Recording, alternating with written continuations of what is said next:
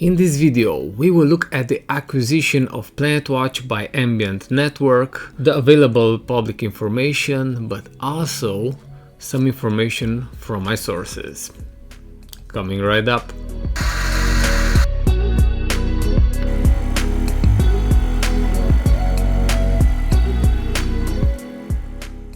So let's start with the beginning, and by that I mean the acquisition itself. Now, some of you have been probably confused by the statement, because if you look at the article that we saw on the blog, was the fact that Ambient has acquired PlanetWatch's network, and then we also saw some statement from Claudio Parinello talking about how he decided to sell the network park and deployment, and how PlanetWatch will continue the work that it's doing regarding analyzing the data. So probably you're asking, what is still PlanetWatch, what is Ambient, what's going on? So here's the deal. Ambient has acquired in March PlanetWatch's network. Now, what does that mean for us? So basically that means that anything that we had contact regarding PlanetWatch, that means sensors, deployments, rewards, tokenomics, hodler program, the support, anything that we had anything to do with PlanetWatch is now Ambient. And PlanetWatch as a brand still exists. Parinello is still the CEO of that company, but that's a completely different thing. Right now, anything that we will have to deal with is Ambient. Except for, there is an exception, and that exception is the support and the Explorer. That will still be under PlanetWatch for the time being, because there is a transition period, and we will go into that a little bit further. So regarding the acquisition, basically that's it. We are dealing now with Ambient Network. Now you're probably asking, what is Ambient? Who runs it? What is going on? Well, I have some information for you regarding this. First and foremost, we can see here in Medium on their blog that the co-founder and CEO is Luca Franchi. And if we go to his LinkedIn, we can see that he already has the CEO and co-founder of Ambient put here.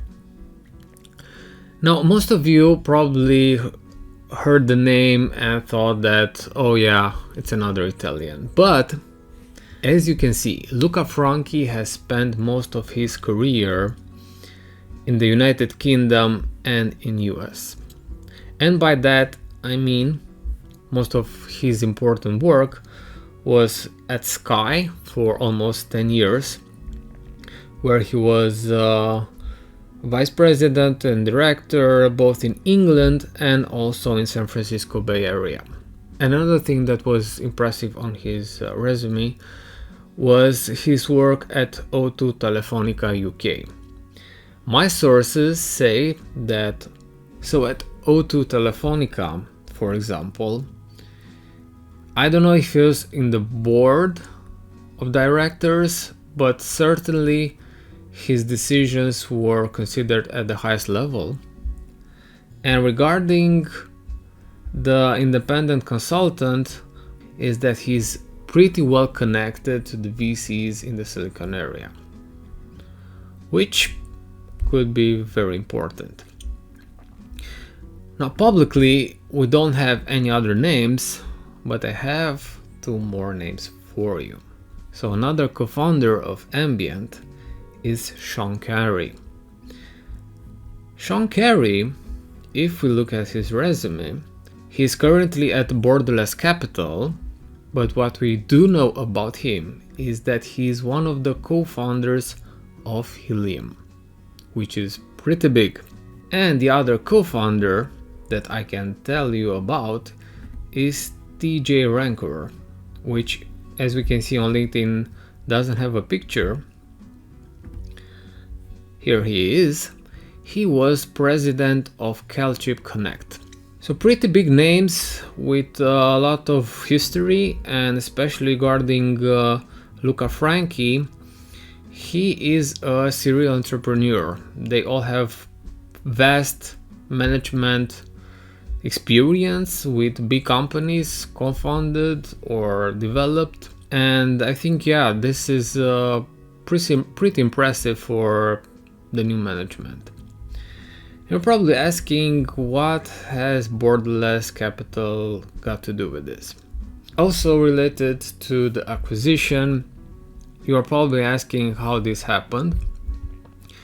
And for this, I can tell you that borderless capital was highly involved. As you know, borderless capital was one of the biggest investors in PlanetWatch.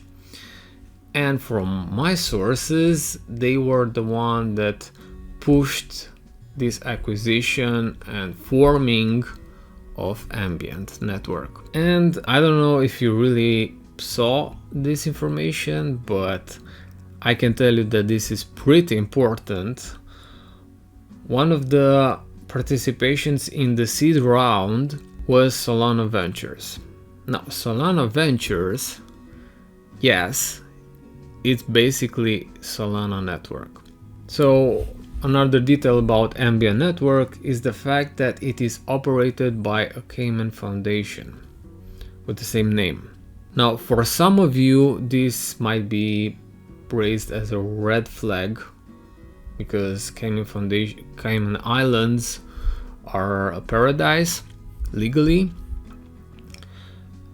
and this might be a problem. But on the other hand, a lot of pretty important professional companies have exactly the same setup, and for crypto this might be very good because, as you know, there are some pressures both in US and in Europe to highly regulate and constrain cryptocurrency projects. So them operating on Cayman Islands will allow them to be proactive in what they want to do without having the legal burdens of US or Europe. So this goes both ways, we will see. Another important change is the fact that while PlanetWatch was on Algorand, Ambient will run on Solana. I saw a lot of reactions from the community, including in Claudio Parinolo's tweet. A lot of people saying that technically Algorand is a much better network than Solana. It has lower fees, it has higher speeds, more volume of transactions, and definition of them. Basically, you don't get failed transactions on Algorand. From a technical standpoint, I agree.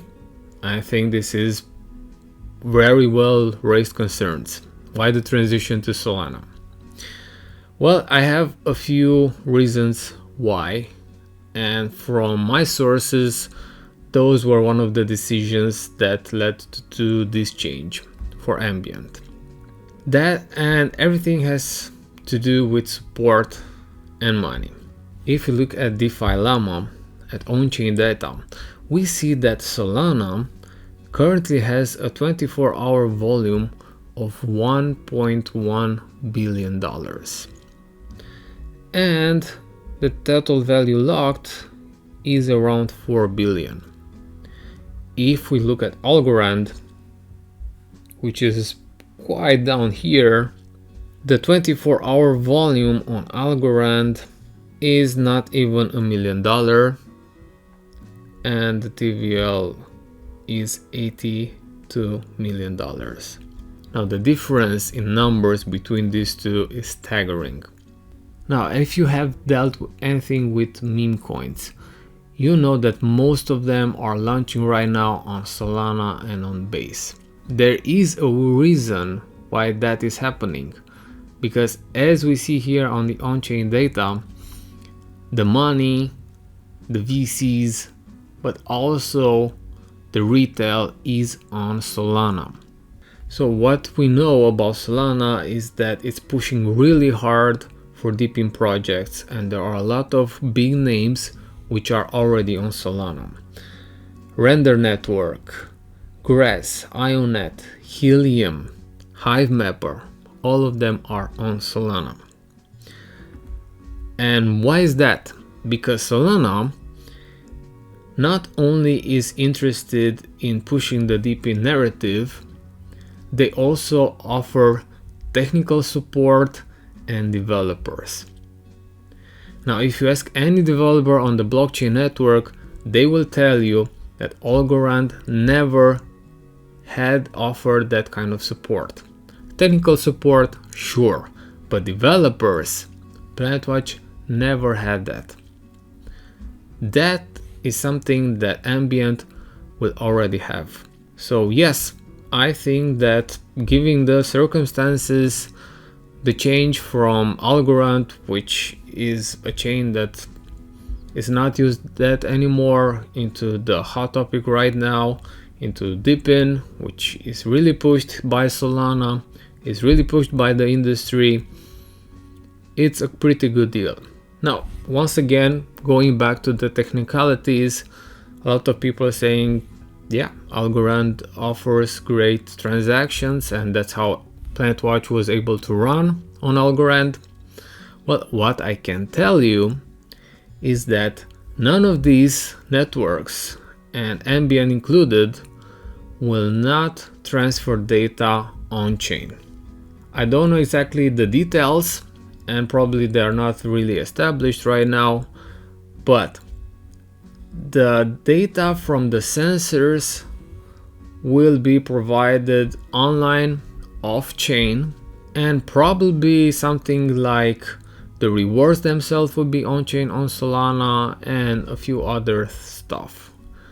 But most of the data will not be on-chain. Yeah, it was really nice. It was one of the leading points of PlanetWatch that you have on-chain data transfers, which are really secure because they are on-chain. But even on Algorand, this was a real problem in the idea that it was really expensive. Probably a few $100,000 per year. And if you think for a startup, that amount of money can be used better in different ways.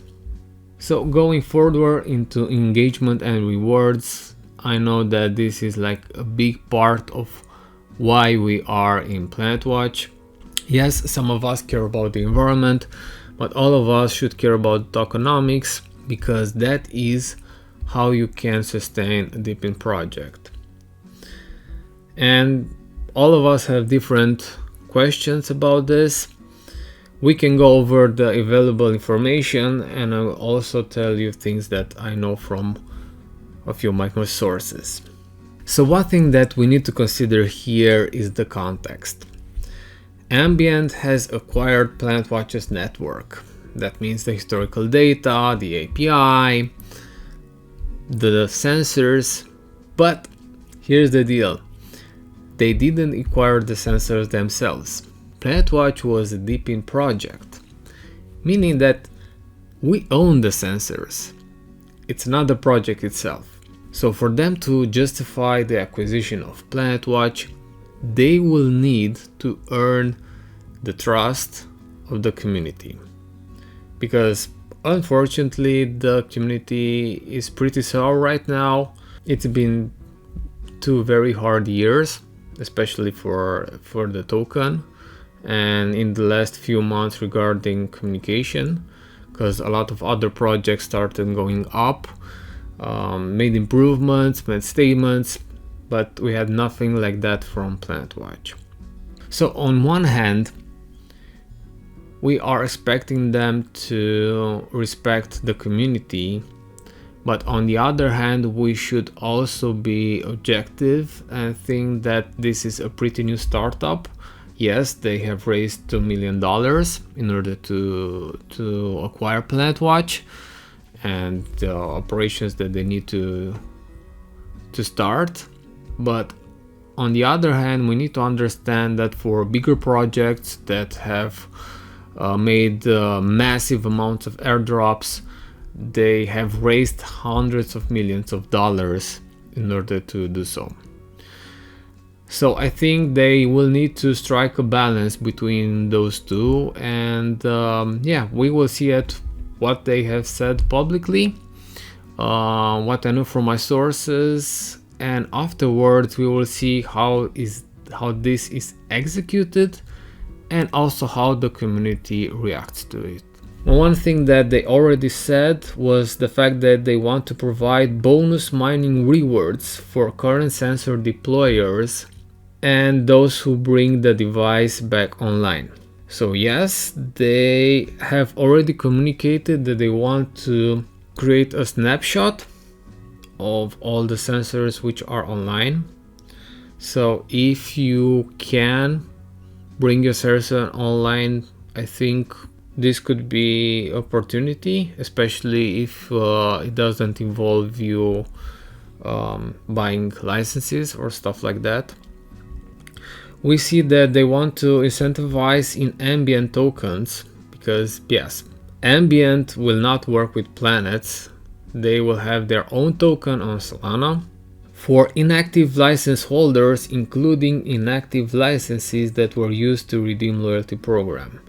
So I think this is interesting because legally, for example, for the licenses used to redeem loyalty program, for those of us who did that, for those licenses, even though they are inactive, we basically check that we renounce the right for refunds for them. So legally, Ambient doesn't have to do anything for those licenses. And the fact that they stated they want to incentivize them, I think it's something in the right direction. How the program will continue in Ambient tokens. And one of the things that was also very important, a straightforward planets to Ambient token conversion to get everyone settled into the new network. What I can tell you here, and is one of the concerns that I saw from the community members, was that currently planets are a very, very, very low value, and that the conversion will not be good for the community members. As stated here, and what I can tell you is that it will not be a value-based conversion, it will be a numeric one. Meaning it will not be $10 in planets converted to $10 in Ambient tokens. It will be something like 100 planets into 100 Ambient tokens. It doesn't mean it will be like that. I don't know the details, but what I can tell you is it will be something like numeric.